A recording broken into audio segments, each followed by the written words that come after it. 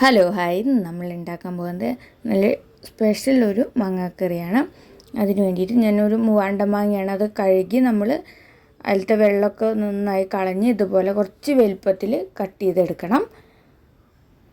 ഒട്ടും വെള്ളം ഉണ്ടാവരുത്. ഇതുപോലെ കട്ട് ചെയ്തെടുത്തതിന് ശേഷം മാറ്റി വയ്ക്കുക. പിന്നെ ഒരു മിക്സിയിൽ ഒരു ചെറിയ ജാർ എടുത്ത് അതിൽ നമുക്കൊരു 2 ടീസ്പൂൺ കടുകൊന്ന് നന്നായിട്ട് പൊടിച്ചെടുക്കണം. ആ സ്പൂൺ അത്രയും അളവാണ് ഞാൻ കടുക് എടുത്തിരിക്കുന്നത്. അത് നന്നായിട്ട് നല്ല നൈസായി പൊടിയരുത്, ഒന്ന് തരിതരിപ്പായിട്ടൊന്ന് നന്നായി പൊടിച്ചെടുക്കണം. നമ്മൾ ഇത്രയാവാൻ പാടുള്ളൂ. അത് നമ്മൾക്ക് ഈ മാങ്ങയിലേക്ക് ഇട്ട് കൊടുക്കാം.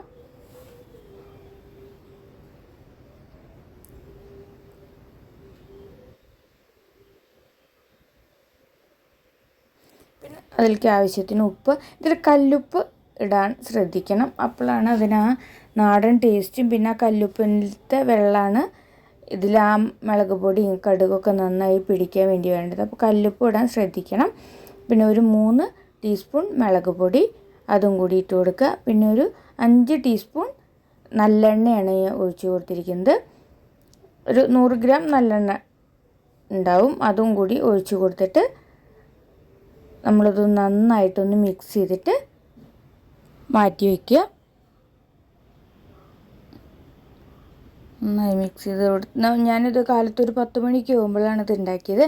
പിന്നെ ഒരു 4 മണിക്ക് ആകുമ്പോൾ നമ്മൾ വീണ്ടും അതൊന്ന് ഇളക്കി കൊടുത്താൽ മതി.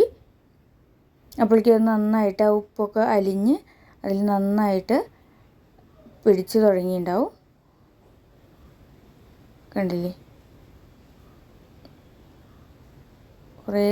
കുറച്ച് വെള്ളമായി തുടങ്ങിയിട്ടുണ്ട്. ആ കടുകും മുളക് പൊടിയും ഉപ്പൊക്കെ നന്നായി അതിൽ പിടിച്ച് തുടങ്ങിയിട്ട് ഒന്നുകൂടി നമ്മളിത് അടച്ചു വയ്ക്കുക. പിന്നെ ഞാൻ പിറ്റേ ദിവസം കാലത്താണ് എടുത്ത് നോക്കിയത്.